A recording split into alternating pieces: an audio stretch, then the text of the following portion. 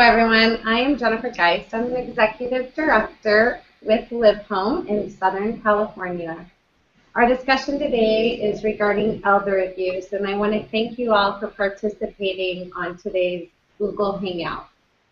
Currently, 1 in 9 Americans and almost 50% of seniors with dementia experience some form of abuse. Today, we've brought together experts in elder care that those that understand that this is a growing concern. So I'd like to begin with each of our panelists introducing themselves. Luciana, would you like to go first? Well, thank you. I am Luciana Kramer. I'm a care specialist at the Alzheimer's Association in Santa Barbara at the California Central Chapter of the Alzheimer's Association. And my role here is to provide direct services to families affected with Alzheimer's, such as support groups, counseling, referrals, information, and general education about the disease.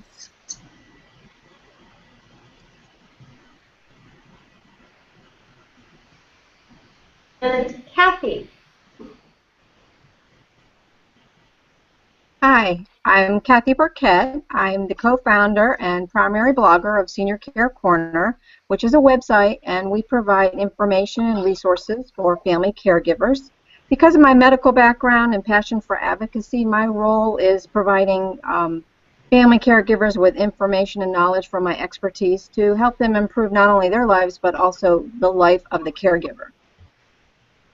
Thank you, Kathy. Romina? Yes, thank you. My name is Romina Oliverio, and I'm a dementia consultant and educator based in Toronto, Ontario, Canada. As a consultant, I work with families and caregivers of family members who have received a diagnosis of Alzheimer's or any other type of dementia. And my role is to support them through the journey, whether it's by offering strategies and tips on person-centered dementia care, such as communication, activities planning, or even optimizing the physical space. And Marcia. Hi, I'm a CPA, but I'm not the typical CPA. I don't do financial statements. I don't do audits. I specialize. I have 4 niches. One is seniors, and the other niches sort of connect. I may do something as simple as write checks, monitor income, and then go all the way over to the other end of the spectrum where I'm their trustee and their power of attorney. So that's a little bit about me. Thanks, Marcia. Marilyn. Hi, good morning. My name is Marilyn Berman. I'm an elder care consultant with LivHOME. We're a national agency that provides caregiving and geriatric care management services. I personally cover from Agora Hills to Paso Robles. And I engage with professionals such as elder law attorneys, financial advisors, as well as medical professionals to provide resources and guidance relating to long-term care. Thank you, Marilyn. Luciana, can you tell us what are some of the family dynamics that contribute to elder abuse? Well, elder abuse is not just between families. You know, people who are not part of the family are abusers in allegedly about 50% of the cases. But family dynamics can contribute a lot to providing a breeding environment to elder abuse. So when you have issues that have been lingering conflicts within the family for many years, and now you have somebody who is elder and depending on the family to be cohesive around them. And if that family is not cohesive, that's already an open door for an abuser to come in and perpetrate the crime. And another thing that happens with family dynamics is like, let's suppose you have an elder who needs care and a caregiver, and you have 4 siblings. So one sibling is very engaged with his family, has a steady job, travels around the world. The other sibling is looking after children. Other sibling has a steady job, cannot do it. And there's that one sibling who has maybe recovering from alcoholism, is now unemployed, Guess who is from the four the one who is going to be chosen to be the primary caregiver? They will normally choose the one who is unemployed, thinking, oh, that's going to help him too. That's going to give him something to do. And maybe recovering from drugs or alcoholism. And guess what? It doesn't help him. It doesn't help the elder. It's another big door for elder abuse right there. So alcoholism, drug abuse, gambling, unemployment. And there's another condition that also favors, it's called affluenza, is that sense of entitlement, like, whoa, whatever she leaves behind is going to be mine anyway, so I can already put my hand on the pot before my mother, my grandmother passes away. So all those dynamics really play a huge role in opening doors to abuse. Right, right. Mm-hmm. And I'm sure we can all agree with that. And Kathy, what constitutes elder abuse, and what are the different types of elder abuse? Well, elder abuse actually includes abuse, neglect, and even exploitation of our seniors. Seniors are so often dependent on other people in order to help them meet their needs that they become victims. Abuse is just basically harm against seniors, whether it's intentional or non-intentional. There are 7 different kinds of abuse. The first kind is physical, which we all know is a senior who gets slapped or bruised or pushed or burned or even restrained, whether that's physically or chemically. Anything that could result in physical injury, even incorrect dosing of medications or force feeding a senior. The second type of abuse is neglect, and that's just basically a failure to provide what that senior needs, whether it's food, shelter, medical care. That could be necessities like food and water, but it also could be just simply paying their bills so that they lose their home or their heat or electricity in their home. The third type is emotional abuse, which we know is inflicting mental pain or anguish using words verbally or non-verbally. You could become threatening or humiliating or insulting. You could bully a senior. We hear a lot about that with kids, but oftentimes our elders are being bullied by someone. They could be terrorized. Keeping them isolated or treating them like children is a form of emotional abuse. The fourth type of abuse is abandonment, and that's basically the person who's responsible for that senior, who's taken over their care, for whatever reason, abandons them, leaves them without care. That is elder abuse. The fifth type is self-neglect. Now, that's the kind of abuse that a senior actually does to themselves, whether they stop cooking or shopping for food, or they're not bathing, they're not shaving. They just stop taking care of themselves. But they also could be not taking care of their home so that it becomes unlivable.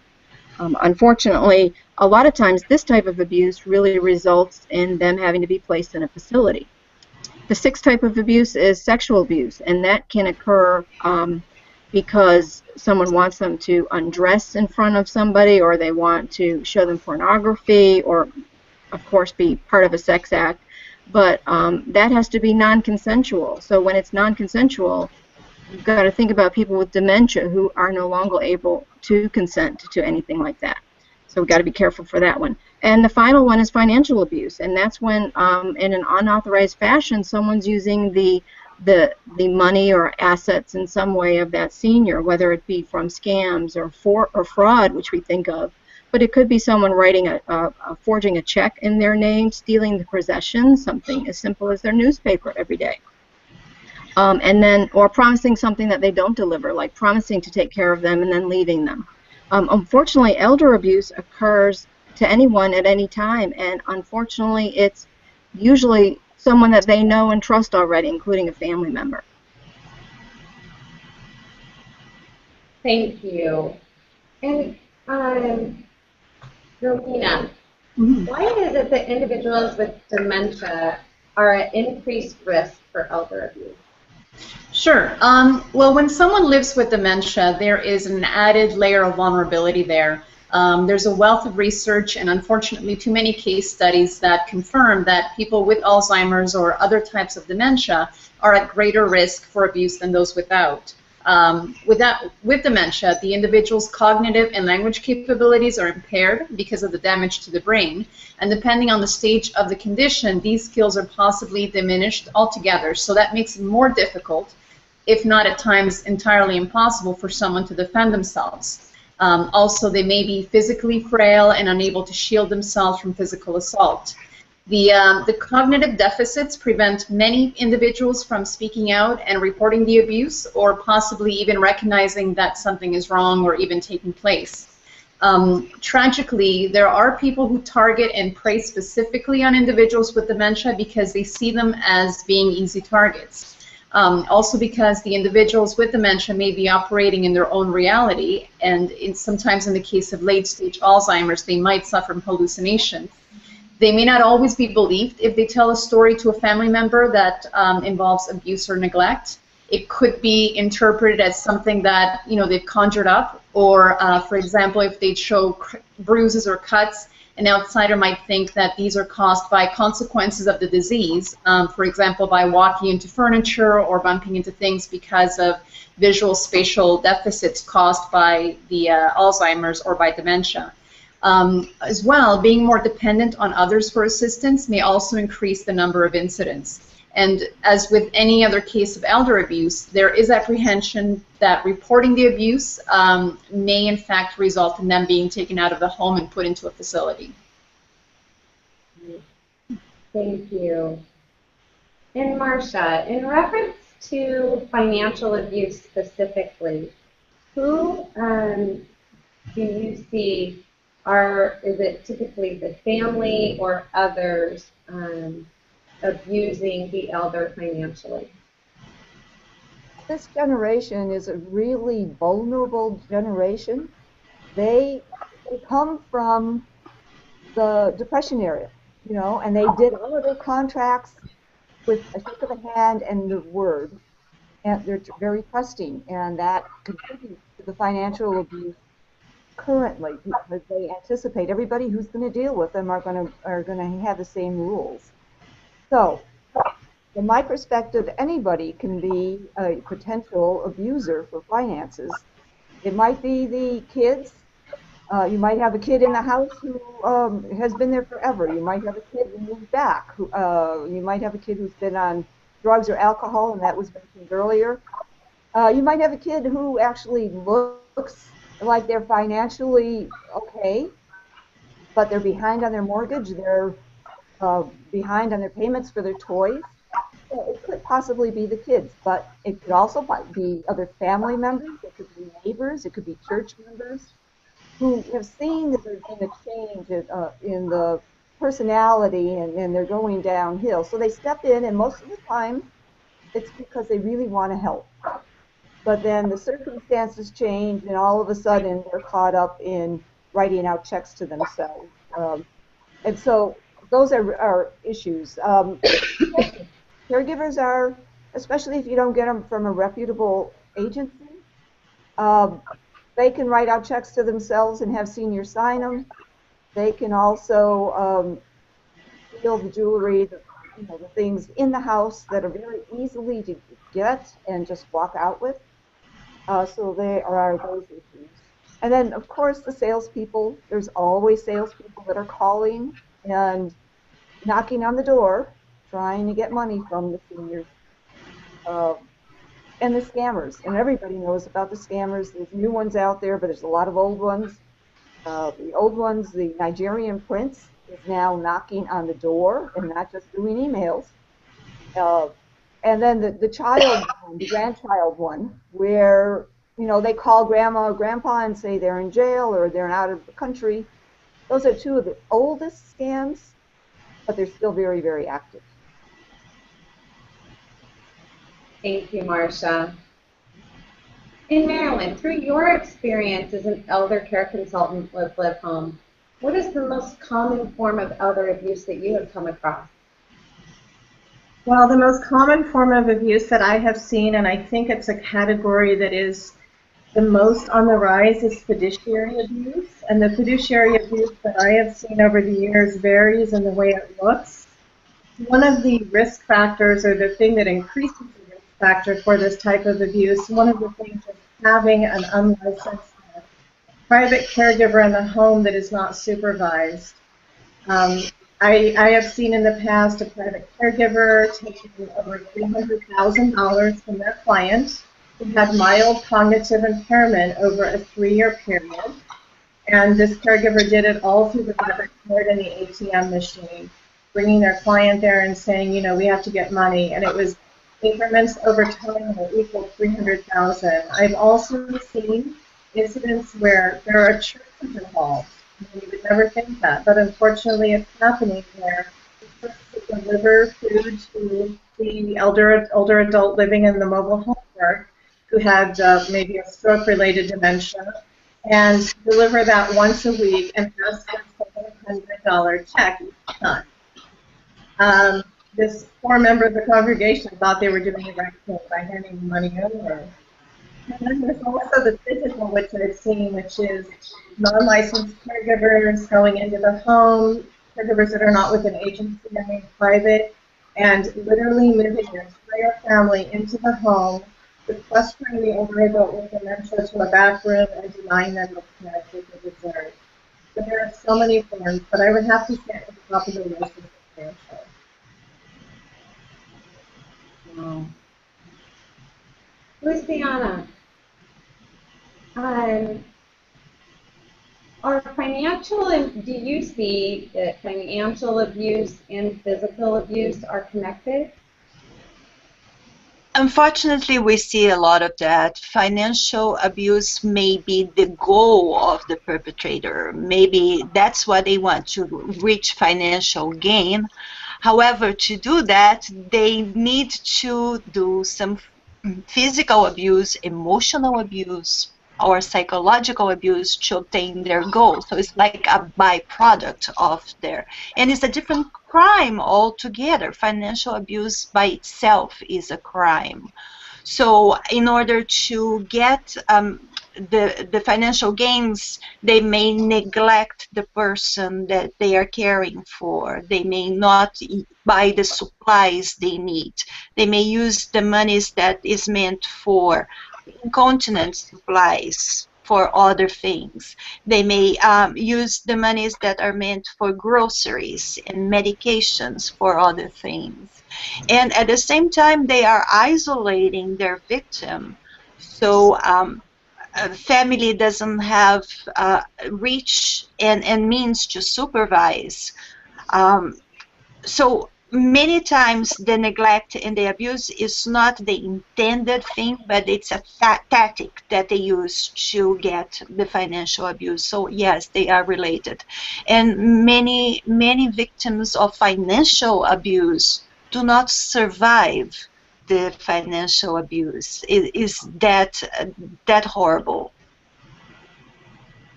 Thank you. And Marcia, how do you protect elders from financial abuse? Well, I always go out of my way to make sure that their documents, they have legal documents in place. That always helps, especially I'm in Southern California, so it would be a trust, a power of attorney for financial purposes, and I always ask about the power of attorney for healthcare. Once that's in place, then you have a successor to be able to step in if there's dementia or a stroke or something like that. You have a second line of defense to come in. One of the things that was mentioned was isolation, and I always tell people who are working with seniors to make sure that they're visiting the seniors. Find out, sit down, visit with them, listen to them. Listen if there's somebody all of a sudden that's popped up into their life and they're taking them out and doing things, and there's a possibility, be a skeptic, to look at the possibility that they might be taking money from the person. And then I also ask my clients to take the person out. Take them to a senior citizen or a senior center and have them get involved in activities, take them to church, get them out. They're more likely to be financially abused if they're also always in the house and they're alone and they're looking for friendship and companionship. And then I have 2 trick questions I give to my seniors. For instance, they have somebody calling them and they wants to sell them something. I tell my seniors to go ahead and tell them that that person has to call me first. So it's their responsibility to call me. We'll talk about it with the person who's doing the selling, and then we'll make the decision. I have to tell you, in 10 years I've been using this, not one of those people have ever called me. And it takes the pressure off the senior because they can go and say, instead of feeling pressured that they have to make a decision, they have to come up with money, they can say, go call Marcia. The other issue is that, especially if you have a trust or something, is have somebody else have power over their bank account. That way the senior can say, I don't have checks in the house, I can't write out a check, call Marcia, and again, they'll never call me. So those are a couple of the tricks that I use. Thank you. And Marilyn, why do you think elder abuse occurs? And why do caregivers and family members commit abuse against elders, in your opinion? Well, I mean, I was speaking a lot about fiduciary abuse, and I think with the problem with the economy that we've recently been experiencing over the last, at least 6 years now, there's a lot of people who are unemployed, a lot of adult children. We're looking at a generation that saved money, did not live on credit, to a generation that is not as frugal and has a lot of toys and live off of credit and are not 100% as responsible. And then we also have the fact that there's just a lot of adult children who are very busy and are far from their parents, so they don't have the oversight. They can't be advocates for their loved ones. That's why I think a geriatric care manager from LivHOME can bring them in and help them out with the situation. But isolation is definitely a key factor that allows the elder abuse to occur, as Luciana was saying earlier. The caregiver may isolate that individual, restricting them from contact with others, and it is in this environment that the individual is not given the opportunity to truly or have contact with those that can protect them. So, and we have to look at the broad picture of who are the perpetrators currently. It can be anyone from a conservator, a caregiver, an agent acting under durable power of attorney, trustee, a financial planner, attorney, family members, or friends, or friendly neighbors. This is a pretty broad category. Right. Luciana, what are some of the warning signs that you can share with us of elder abuse? Well, first of all, if you see signs that the person is withdrawn, being isolated, not too much in contact, that's a warning sign. If they have a new best friend, because you have to remember, and in particular, seniors, they may have had losses in their lives, they may be grieving, and Jennifer, you might want to turn your microphone off. However, so they are welcoming these new best friends who don't have their best, interest in mind.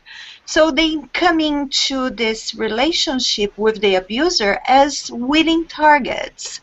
So when you see that a senior that's isolated, that may be lonely, warning sign. A caregiver who is keeping the senior from talking to others. When you come and visit, the caregiver doesn't leave the room, stays right there with the senior. That's a warning sign. And then you have to be really diligent and monitor things. If you see changes in the bank account, maybe a bank account has been closed and another has been opened somewhere else, so you have to investigate what happened. Then the lawyer that has been with the senior for 20, 30 years has been fired, and now he has a new lawyer. Why is that? Lack of documentation, unpaid bills. So bills are being paid, but you don't see receipts. You don't see extracts from bank accounts. Financial dealings that are not documented. So those are really good warning signs, and we have to watch out for that. That is mostly in terms of financial abuse. But when you go to the house, when you visit a senior, dementia or no dementia, be diligent, look for things, open the refrigerator door, look inside the refrigerator, see what's in there. Is there food? Is the food in good condition? Is it expired? Because there are cases of self-neglect as well. Look in the garbage. What's in the garbage can? Are they important items, or it has been neglected as well? Laundry, is there laundry piling up? Are the utilities working? So all those things can be warning signs, and it calls for attention. You have to look who is paying the bills, who is giving the care, and have somebody checks and balance everything that's being done. Thank you.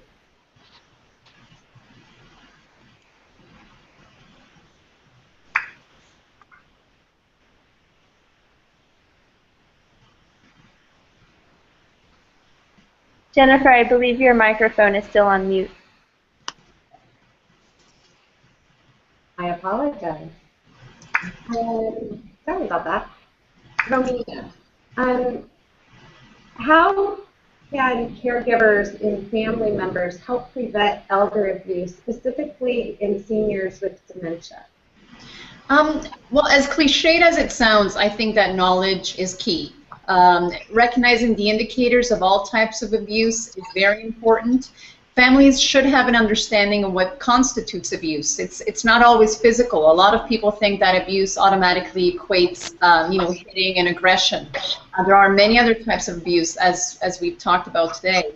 There are many forms of abuse like neglect, financial, emotional, that are very subtle. So families should be on the lookout for signs. And again, go with your gut. If something seems amiss, it probably is. So you may want to investigate a bit further, or if you're unsure of your next step, you can always reach out to an expert in the community. You can talk to a social worker or a counselor, or even reach out to the police to get another opinion. If the caregiver is someone from outside of the home, watch how the person with dementia interacts with them. Nonverbal cues and behavior can say volumes about trust levels in a relationship. If the individual with dementia lives in a facility, or if they're institutionalized, you can always stop by the center or the facility unannounced to see how they and others are being treated. I think we have to remember that not only are we family members, but we're also their advocates. So we need to ensure that they are afforded dignity and the highest quality of life possible. And for family members acting as caregivers, it's essential to recognize that looking after someone can take a physical and an emotional toll. So if you find yourself going down that road of, potentially being a little bit too stressed out, maybe snapping at your carry, you may want to watch out for signs and seek out help. So yeah, don't be afraid to ask for help, because it can eventually develop into something a little bit more serious. And Kathy, what are some prevention strategies for financial abuse that you use? Well, financial abuse, we really want to look at how we can protect our seniors, whether we're long-distance caregivers or we're in the home with them. There are ways to prevent financial abuse to help them, and one of the ways is to keep them in the loop in terms of what their security issues. If they're on the internet and they're paying their bills, or they're able to do a little bit more interaction and socialization through the internet, make sure that their security measures set up and in place on their internet, and their passwords are safe, and they are using the right security measures. They may need to be made a little bit more aware about what they can do with that. Remind them again not to give out any personal information on the phone. The bank's not going to call you. No one's going to call you and ask you for your social security number. Through the email, their banks are not going to contact you. There's a lot of phishing going on right now with FedEx even. They're saying that I'm from FedEx and you're missing a package. Give me your social security number so I can track you and get this package to you. There's a lot of scams going on out there, as Marcia mentioned, to really be aware of. You might want to get their phone number added to the no-call list, so some of these unscrupulous people, you can maybe kind of weed some of those charities and some other things out of the way, so they won't even answer those phone calls. As Marcia mentioned, their valuables in their home it's very unsecure sometimes when they have a lot of people going in and out of their home trying to just help them, whether it's friends and church members or paid caregivers.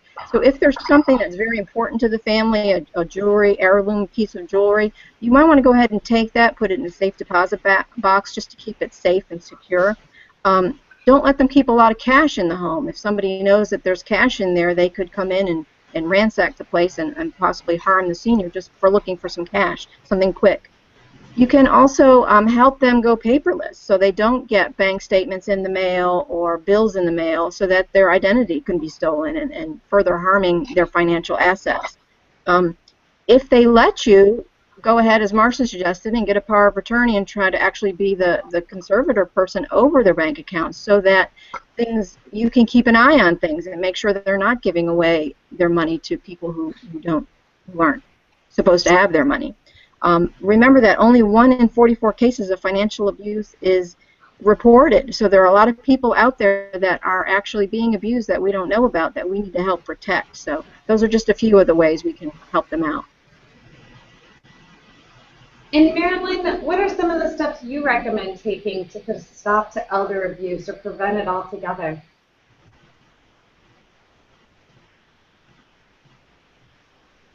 You're muted, Marilyn.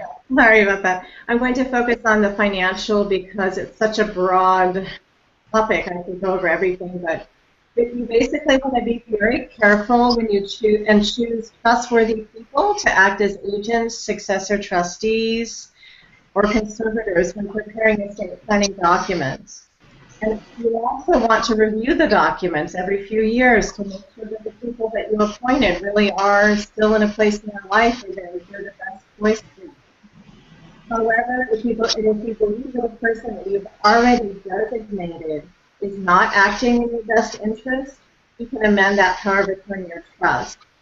The other thing is when dealing with caregivers coming into the home, whether they be private or with an agency, do not give them financial instruments. Do not give them your checks, or your debit, or your credit card.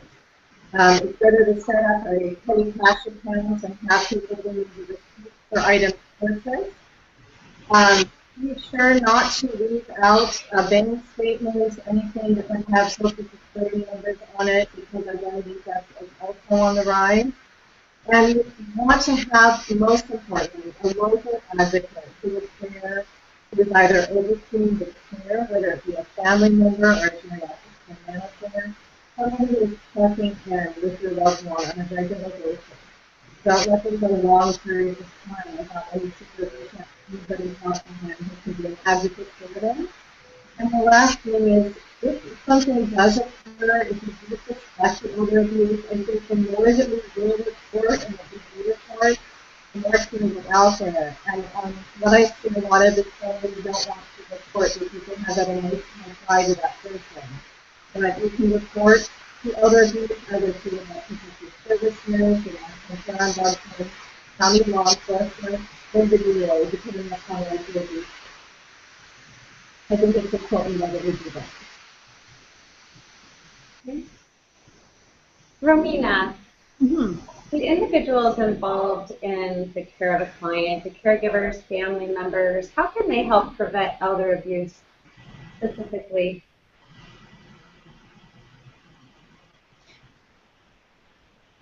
Hi, sorry, can you repeat that? I think, is that the question that I answered earlier, or it sounded like the same? Sorry. We had mentioned before, I apologize, that 50% of seniors with dementia experience some form of abuse. What type of abuse is most common with people with dementia? Okay. Well, many of the studies point to verbal and physical abuse as being two of the most prevalent forms of abuse suffered by people with Alzheimer's or dementia. And again, because of the cognitive and physical deficits that we touched on earlier, people with dementia are much more vulnerable to these types of abuse. It's unfortunately a lot easier for someone to take advantage of them because of their diminished capabilities. They may not be able to fight back, be it physically or verbally, or even report the abuse to a trusted source. Again, if someone's cognitive functions are, not completely functioning to their potential, they may not they may not realize that abuse is taking place. So, you know, abuse by a family member as well, be it a caregiver or someone living with them, is, again, sadly all too common. If an individual with dementia is entirely dependent on a caregiver or a family member, that can place a tremendous amount of stress and obligation on the family dynamic. Abuse or neglect can stem from the high psychological and from the physical stress that is placed on the family when living with someone with dementia. Now, that doesn't necessarily mean that it excuses or absolves the abuser, but it does shed light on to what can trigger a pattern of abuse. And Luciana, what can you do to minimize the risks of elder abuse?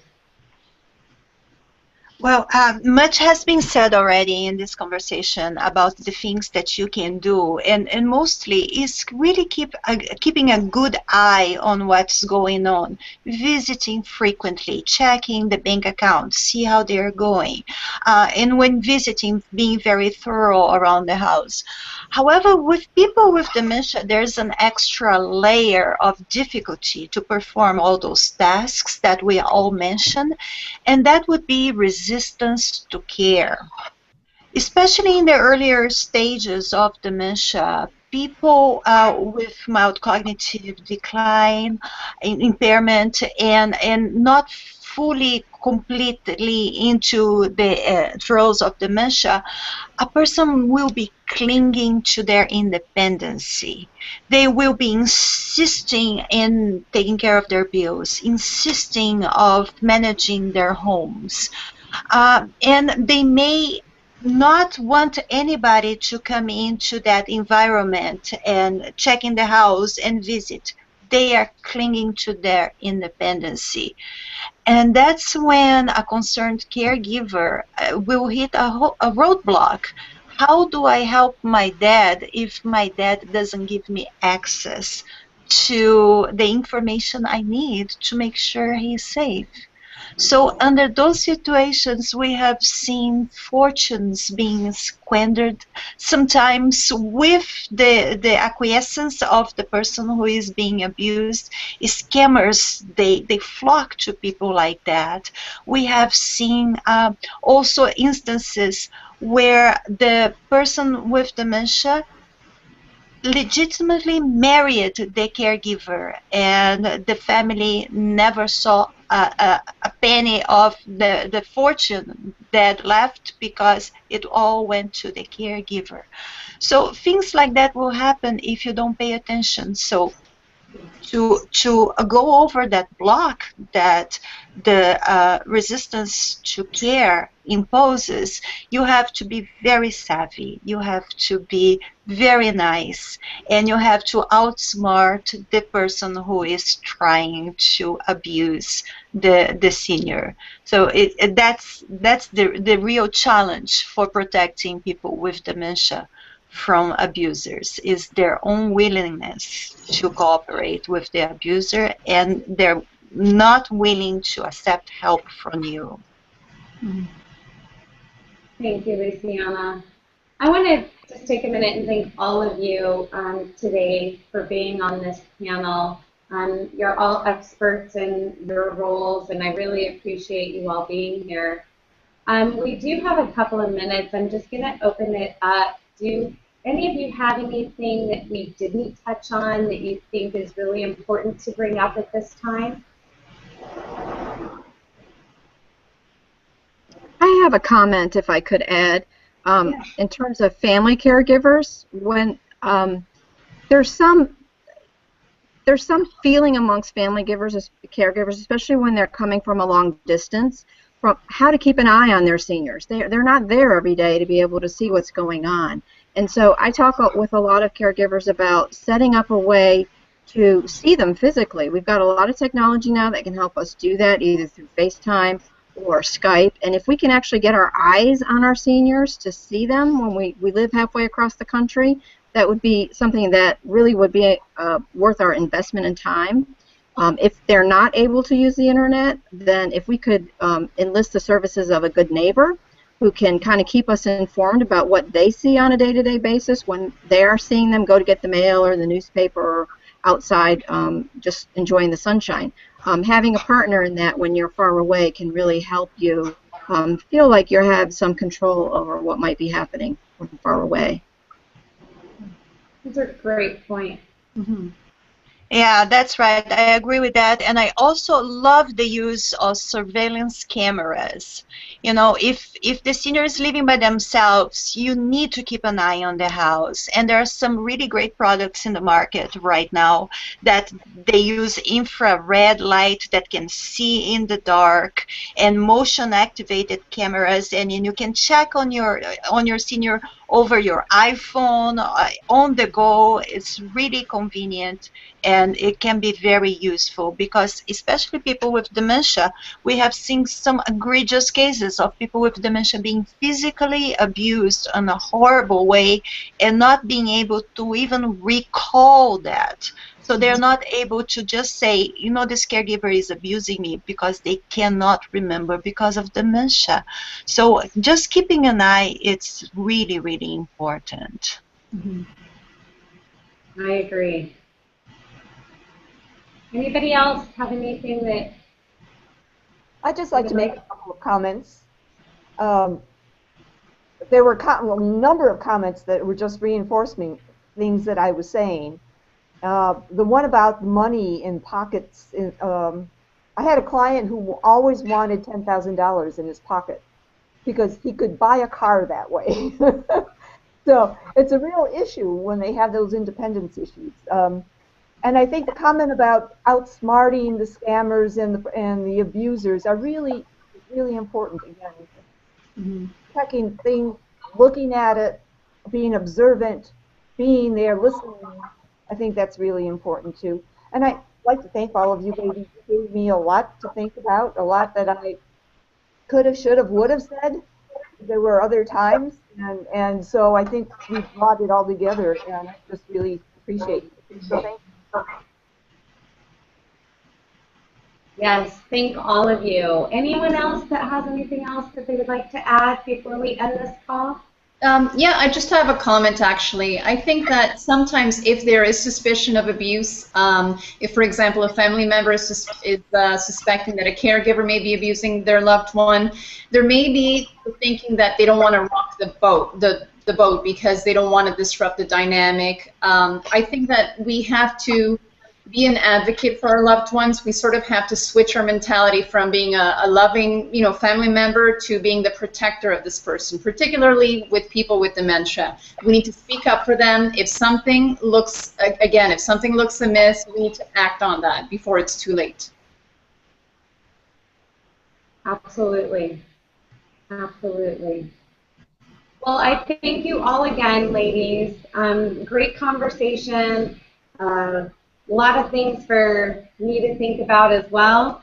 And thank you. Thank you so much for hosting this. Oh, absolutely. I think it's definitely something that needed to be discussed, and hopefully we can educate more.